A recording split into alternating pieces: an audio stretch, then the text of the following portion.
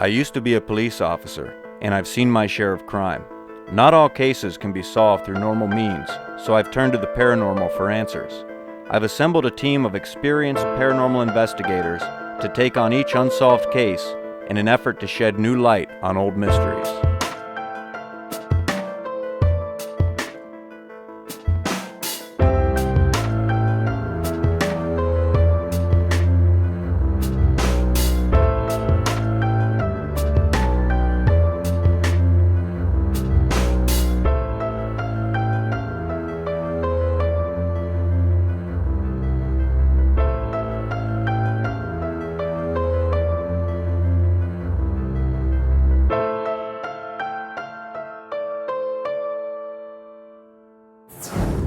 I brought us down here to Yorktown, Virginia tonight, a very haunted and historic location, to investigate a cold case that goes back to colonial times. Yorktown, Virginia, on a hot summer day, finds itself populated with locals and tourists seeking recreation and relaxation. Sounds of summer fill the air as visitors lay on the beach and frolic in the water. Above the bluffs, history enthusiasts stroll along Main Street viewing colonial structures whose scars tell the tales of a trying history. The waterfront in Yorktown, it draws a lot of attention today. All the tourists and locals come here to hang out on the beach and to swim in the river, and it's hard to imagine on a beautiful day the way this area looked back during the Revolutionary War. It was a completely different place. It was all wharves and warehouses, and it was actually a very bustling port. Yorktown is best remembered for being the site where independence was won during the Revolutionary War, when Lord Cornwallis surrendered his British forces to General Washington on October 19, 1781. When Cornwallis came into Yorktown and took over the town, General Washington was up in New York fighting General Clinton and his troops. So Washington, he made up false plans, he built false camps, and he left a portion of his army up there to deceive Clinton into thinking that he was pursuing the battle up there in New York. Now on foot and on horseback, these men came down here, surrounded Yorktown, and the siege ensued. Tragedy struck Yorktown again in 1814 when a great fire destroyed much of the town.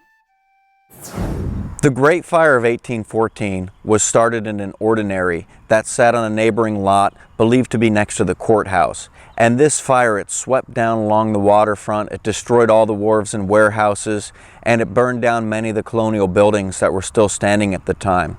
And there was some theory that the British actually started this fire. There were some British soldiers that were seen about town, and this was just after the War of 1812, and they saw some British ships out in the water, and they thought that perhaps the British Army actually started this great fire. Yorktown found itself under siege for a second time in 1862 during the American Civil War, when General George B. McClellan's Army of the Potomac encountered Major General John B. Magruder's Confederate forces behind the Warwick Line.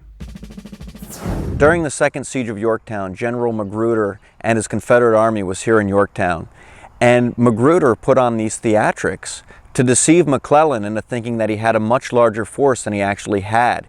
He actually took his men and he would march them around in circles. And when they would get out of view from the Union forces, they'd disassemble, they'd reform the ranks and march back in front of them again. So McClellan thought that Magruder had a huge army here in Yorktown, and this really delayed the siege. In the 1930s, the National Park Service worked to restore the village of Yorktown to its colonial appearance as a monument to independence and the American Revolution. In the 1930s, this was the time when they really started to realize the historical significance of Yorktown. And they rebuilt many of the colonial structures, and they tried to bring the town back to its appearance, back to the way it looked during the Revolutionary War. In the shadows of the historical events that occurred at Yorktown, there is also the case of a mysterious murder that occurred during colonial times. At the corner of Main Street and Ballard, across from the old courthouse, sits a historic structure known as the Swan Tavern.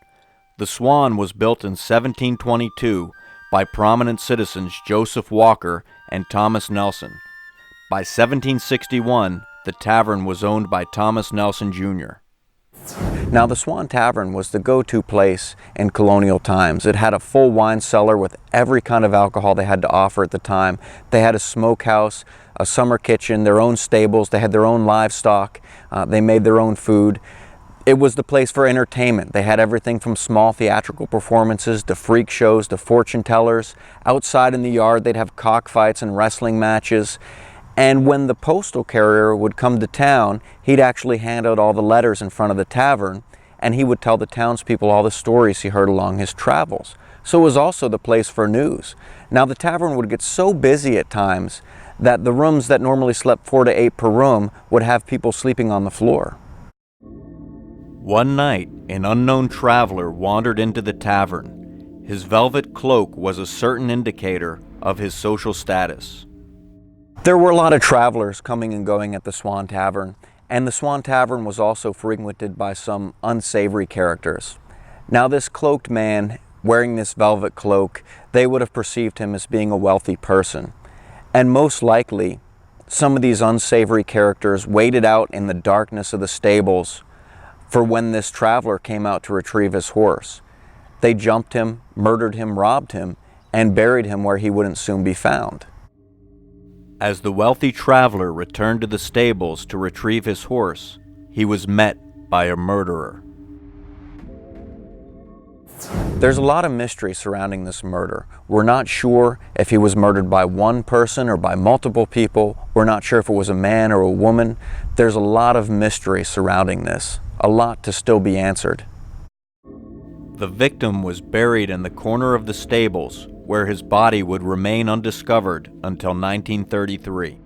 The Union Army, when they were in Yorktown, they used the courthouse and the Swan Tavern to store all their gunpowder and ammunition. And one night in December of 1863, this gunpowder was accidentally ignited. While the courthouse exploded, the Swan Tavern across the street exploded, and there was pretty much nothing left of these buildings. Now in 1933, that's when the National Park Service came in and they uncovered the original foundation of the tavern and its 3 outbuildings. And in the corner of the stables, they found skeletal human remains in a shallow, hastily dug grave. After the Swan Tavern was reconstructed, witnesses began seeing a cloaked man peering into the windows and disappearing behind the stables. There was a woman, a local resident, walking her dog one evening just as the sun was going down, and she was walking past the tavern, and she saw this figure come around the corner of the tavern, and she thought he was a reenactor at first because of his colonial attire. But what was strange is this figure was wearing a long cape, and she thought this was very unusual. So she watched as the man walked around the front of the tavern looking in each of the windows, and then he went through the gate and disappeared behind the stables. So she called the National Park Service thinking that there was an intruder, that someone broke into the tavern. They came down, they searched the place, they found no signs of breaking and entering, no trace of this man. The spirit of the cloaked man was nothing new. The journal of Union officer Thomas Buckner, who was in Yorktown during the Civil War, also provided a witness account of the cloaked man. Buckner was at the courthouse when he saw a man lurking in the shadows of the old Swan Tavern. The man's identity was concealed by a velvet cloak. Buckner pursued the intruder, but the man disappeared without a trace. Yorktown is a very haunted area, and the Swan Tavern has had its share of paranormal reports. Everything from a mysterious woman that appears in the window upstairs, which we even have some photographic evidence of, to this cloaked man. And they believe that this cloaked man that is seen lurking around the tavern is the spirit of whomever lies in that grave, or whoever's bones were discovered in that grave. Thomas Buckner made a second entry shortly after the explosion of the courthouse, and he said that he saw this cloaked figure walking around the charred remains of the old tavern, but this time the figure vanished right before his eyes. We realize at this point that this is a ghost that's been seen since at least 1863.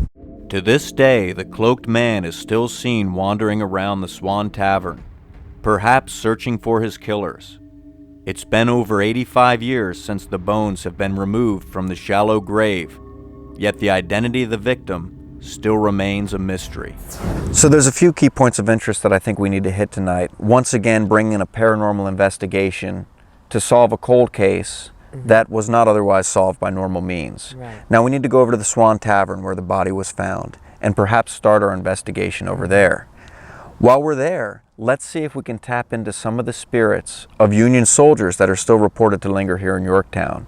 These guys were here in 1863, and some of them were witness to this figure lurking around the tavern. Perhaps they have an idea as to who he is. But also, we want to see if we can tap into any spirits that may have been here longer than that may have been here at the time of the murder and can tell us who this guy is and why he was murdered. Right.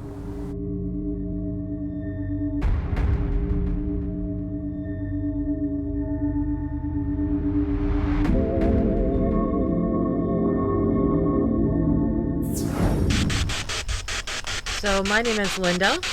My name is Kyle. I'm Jeff. And we're here to talk to you. We want to find out who the caped man is that's seen walking around this location. Can you tell us who that is?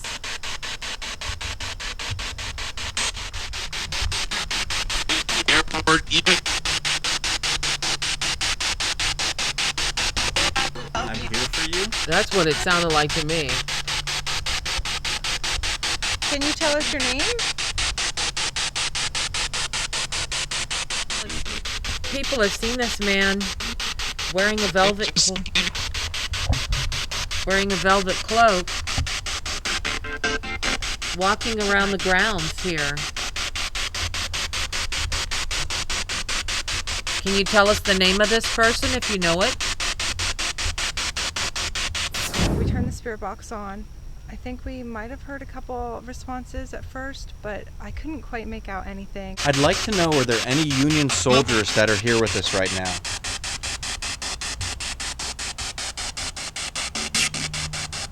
I've heard that a man named Thomas Buckner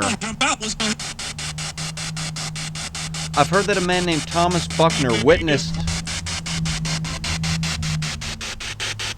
I'm wondering if the man that wears the cloak is here with us. You've been seen lurking around this tavern, disappearing, and I want to know if those are indeed your remains that were found back here behind the stables.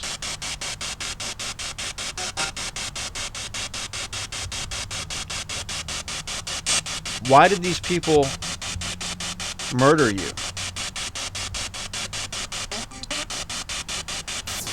We did a spirit box session out in front of the tavern, and that's because this is where the caped figure has been seen. He's been seen walking around the front of the tavern, peeking in the windows. So if there is any kind of an intelligent haunting that travels that path, we were hoping to be able to communicate with him and get some kind of a response. Also, that is where the Union soldiers were when they saw this figure. If there are any spirits of the Union soldiers that witnessed this event, that just witnessed this figure walking around, if they were still here, we wanted to hear from them just to kind of get a description of the cloaked figure. Is there something in this tavern that you're looking for? We've heard... Sound like somebody laughing. It was. Yeah, it did. We've heard people say that they see you looking in these windows. Is there something in there that you want?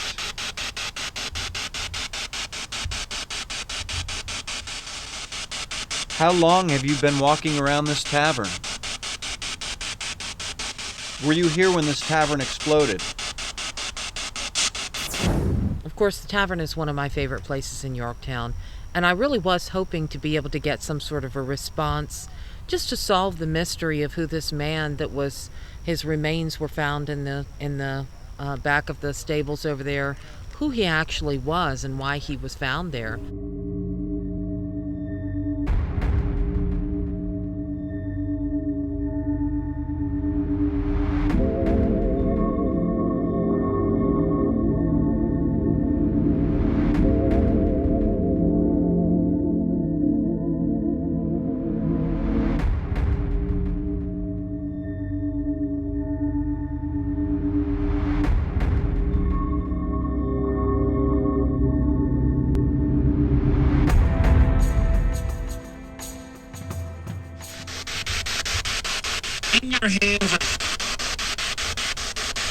strange voice that keeps coming through here.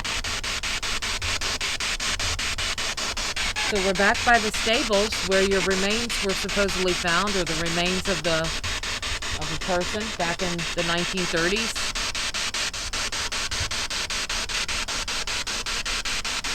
If the remains that were found here belong to you, can you tell us who killed you? What was the name of the person who killed you? Well, we went around to the stables because this is where the remains were actually found. And this is also where the figure would disappear, right behind the corner of the stable. So we were hoping that we would be able to get some response, some answer as to who was in that grave, where the remains are now, how long ago this happened, who committed the murder. What is your name?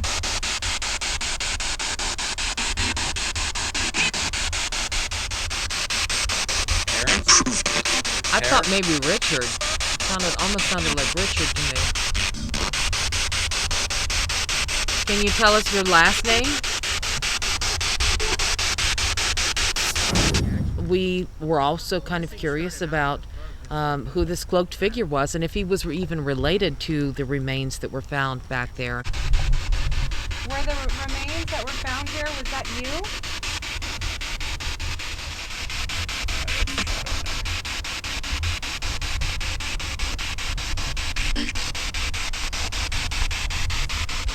What year did that happen?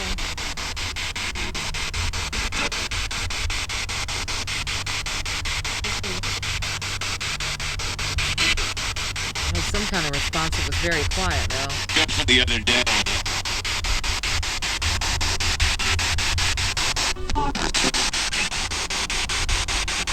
What brought you here?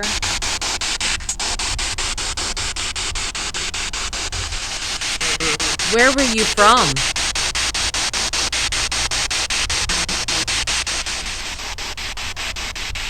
Did you know the men that hurt you? Where are your remains now? Where did they take them to?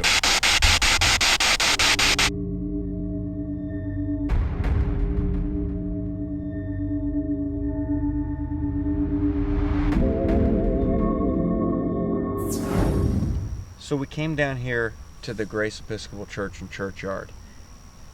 And what I'm thinking is this churchyard is very old. 6 generations of Nelsons lie at rest in this graveyard. Goes way back to the 1700s. Perhaps there's spirits here in this graveyard. It is reported to be haunted. And perhaps some of these spirits that are here may have been witness to this crime.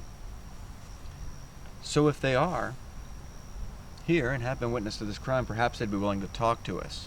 Likewise, even if they weren't alive at that time, if they're spirits that have lingered the streets, they may have seen this go down.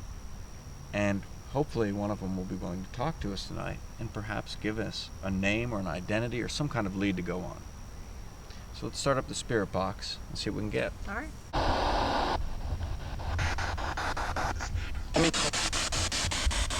I'm Jeff. Linda?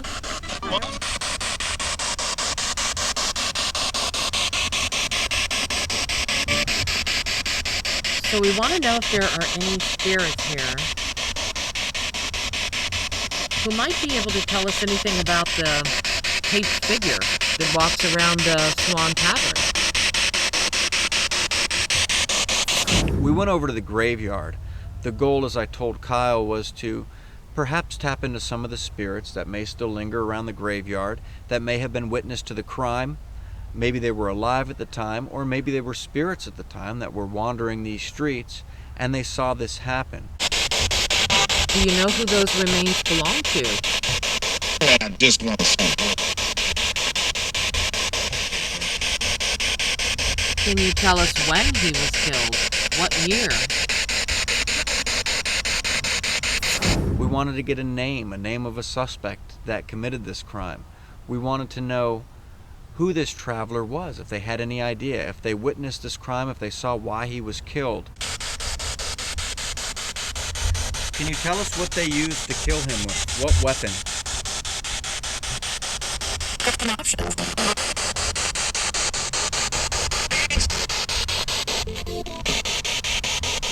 As we came over to the church, we got even less over there than we actually got at the stable. What happened that night? Attorney commander.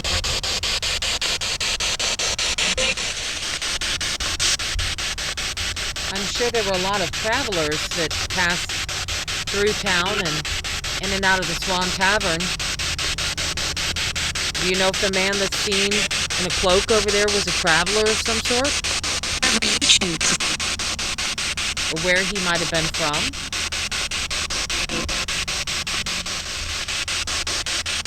Do you know of anyone who lived in town here who disappeared?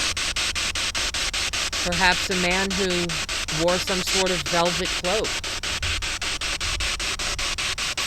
It seemed pretty quiet. It's pretty quiet tonight. You would think at a cemetery a lot of people believe that they're very haunted. And some of them are reported to be very haunted. But a lot of times, the spirits don't seem to linger as much where the bodies rest. They may linger at a place that holds fond memories. They may linger at a place where something tragic or something very emotional happened.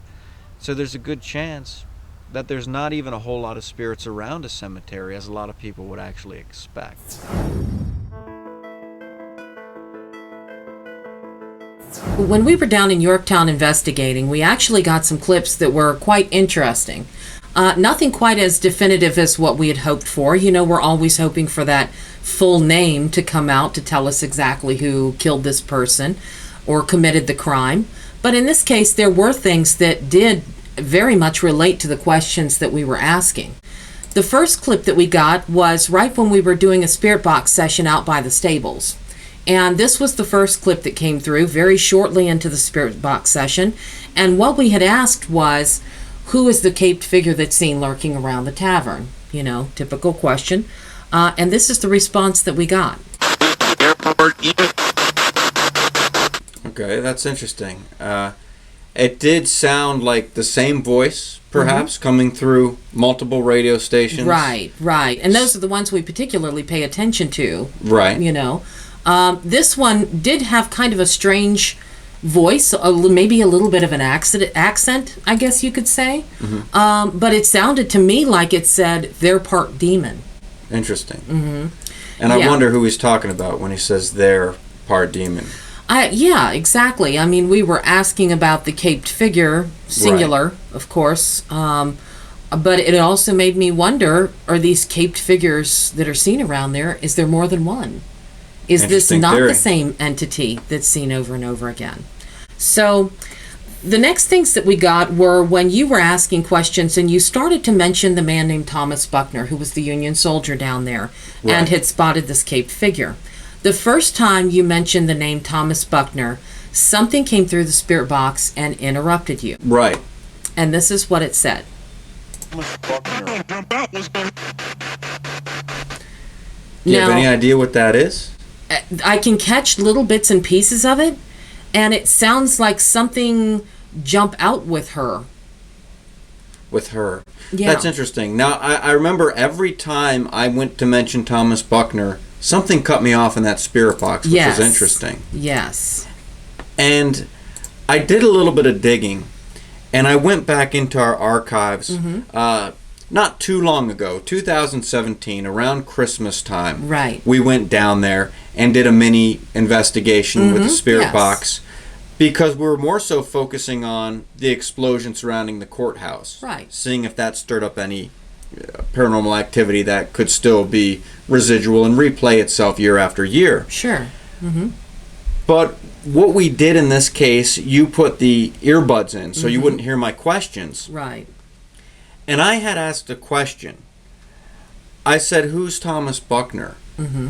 And you came through with a response. And I'd like to play that video clip right now. Who was Thomas Buckner? I am. It's like I'm, but very slow. I am. I am. So that's an interesting thing. both times that we ran the spirit box down there, when we mentioned Thomas Buckner, something came through. Absolutely. Yeah, that is interesting. Yes. And particularly so because I couldn't hear the questions being asked. Right. Now, the second time down at this most recent investigation at the Swan Tavern, you had mentioned him again. And again, something interrupted you. So here is the second time. Thomas Buckner witnessed. Now, it's kind of hard to understand, but right at the very end, when you finish saying Thomas Buckner, it starts up. And to me, listening to it a couple of times, it sounds like they can't beat this. They can't beat this. Uh-huh. I have no idea what that could be referring to. I don't either. But I mean, again, because Thomas Buckner was a Union soldier. Right. So, right. And it could have been they can't beat us. If there is something darker there than just a natural human spirit. Right. Okay. Right, yes. So again, sort of interesting. We're not exactly sure what that means or what it relates to, but, interesting nonetheless. We went around to the front of the Swan Tavern, and again, we had the spirit box. We're asking a couple of questions, and we had kind of left this long section of time when we were not speaking. And during that time, there were 2 or 3 things that came through. And this was one of them. The other day. Now, I have to say, listening to that initially, it sounded like it said the other day, but it also sounded very much like a radio broadcaster to me. Yes, it did sound like a radio broadcast. Now, what initially sort of grabbed my attention was the fact that it said your name at the beginning. Really? Yeah. That's interesting. Let's hear that Hear it one more time. time, and I'll turn it up just a little bit more. The other day. What it sounded like it said was, Jeff said the other dead will do. Jeff said the other dead will do. Yes. Which is an interesting sentence. I mean, that is an interesting sentence. I'm not sure quite what it means. Right. Unless, I can see if it's one spirit talking to another one. Right. Saying, well, Jeff said the other dead will do. So let's go have a drink. Whichever dead wants to talk, that one will do. Right. Okay. Yeah, in that sort of sense. Interesting. And another question I would have, in a place like a tavern, there are probably more murders that took place there, more, this was common in those days, yes. that probably were solved at the time or, were just swept under the rug or whatever. Right. If these people were killed when they were drunk, would the spirits stay in a drunk state of mind? And That's a would good we question. possibly be getting some incoherent answers from some of these spirits? Yeah, that's a very good question. I mean, it may be that they would stay in that state. I've also heard other theories that they go back to the state of mind or the time in their life when they were the most happy. And if that's the case, even if they aren't drunk when they died, if the time when they were most happy was when they were drunk and hanging out in this bar, then it stands to reason they would be. Absolutely. Yeah, makes sense. The next one that came through is, like I say, sort of hard to hear, but it was a definite answer to the question that we had asked. And the question we had asked was, where was he from? Because it was thought that he was a traveler. So we wanted to find out, what part of the country he may have been from. And this was the response that we got. It's very quiet in there. I'll play it one more time. Did it say Nantucket? It did. All right, interesting. Yes, Which Nantucket. is a very good possibility. Yeah, travelers from all over. Yeah. If it stopping had said, in the tavern. This place would get very busy. Travelers, from all over. People don't realize how big of a port Yorktown was.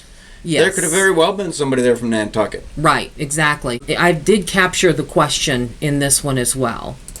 Where are your remains now? Where did they take them to? Yes. Now that was interesting. It sounded like a female's voice saying behind you. Behind you. Huh. Right. Now, where we were standing, of course, what was behind us was the old courthouse. York Hall. York Hall. Right. Yes. And we know that in the basement of York Hall is where they keep all of the archaeological things and objects that they find throughout Yorktown. It's down there in That's true. In the basement. But I did have a chance to talk with one of the archaeologists, and they really don't know a whole lot about this skeleton. It's kind of a mystery. It was taken care of by the National Park Service. Yes. And Yes. back then in the 30s, who knows what they did with these remains. They But couldn't at do that anything. time, this would have been a courthouse. York Hall would have been a courthouse. And it would have been the fourth courthouse. 1933 would have been the fourth courthouse to stand on that exact footprint. Yes. That courthouse would have burned down in 1940, around 1940, and the current one they built in 1955. Yes. So that being said, I guess they would have possibly still have taken the remains to the courthouse in those days They could have. until they tried to find out some answers. Perhaps they had some kind of storage facilities down in the basement Right. where they would have kept them. Yep, that's very true. And because it's a female's voice, it could be that the remains or whoever answered us is not this caped figure at all, and not the person whose remains that they found in the stable. This could be some other random spirit Who was recently that just brought into York Hall. recently brought into York Hall. That could be. Now, I've also heard that on occasion when they have found dead bodies or they found people buried or things around Yorktown, they have reburied them in Grace Episcopal Church Ah. at the churchyard. And we went over to Grace Episcopal Church and did a spirit box We session. did, yes. Did we get anything from over there? No, we really didn't, which I Really? was kind of surprised because you think that with a graveyard, it would be very active. You would think so. I'm Yeah. not sure I'd hang out with my dead body anyway, so maybe that's not valid. True. But, interesting nonetheless. There Right. could be unmarked graves over there. So you got one more from I do. the Swan Tavern. Yes, one more that's over there, and again, kind of an interesting one. This one relates more to the crime, to the murder at hand. And we had asked, what did they kill him with, or what did they use to kill him? And this was the response we got. Now, it comes kind of quick. One word in there. Hands. Hands. Hands. Interesting. I do hear all of these. Yes. It may be perhaps little pieces it's putting together for us Right, of right. the puzzle, but there's still so much mystery. We still have There no is. idea the identity of this man or how he was killed. Now, before we wrap up, I would like to show you one more clip from 2017. Go ahead and watch this clip real quick. Rachel?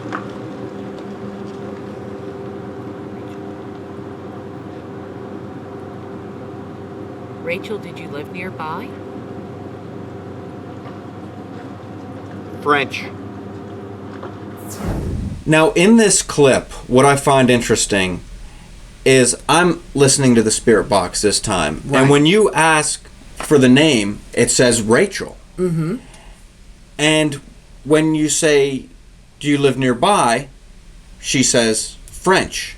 Right. Then you also mentioned during this investigation, you mentioned Yes. that when you had the headset on earlier, you were hearing a female's voice. Yes. Now I'm wondering if there is a female tied in with this. It could be. We have pictures and reports of what appears to be a woman in the upstairs window. Right. This woman's voice is coming through the spirit box. Yes. This man in the cloak is walking around the tavern looking in the windows. Could he be looking for this woman, and if so, why? It could Did be. she murder him, or was she someone special to him? Yeah. And is she still brought to that tavern because of him, and is he still there because of her? We Right. know he's not there for his bones. Right, and it could be that he wasn't killed at all for his money. He could have been killed because he was messing with the wrong woman. He could have. So it very well could have been something along those lines as He well. could have. But we'll continue to look into this. Yes. And search for answers. Mm-hmm. And see if we can come up with anything else Right. in our travels. Yeah.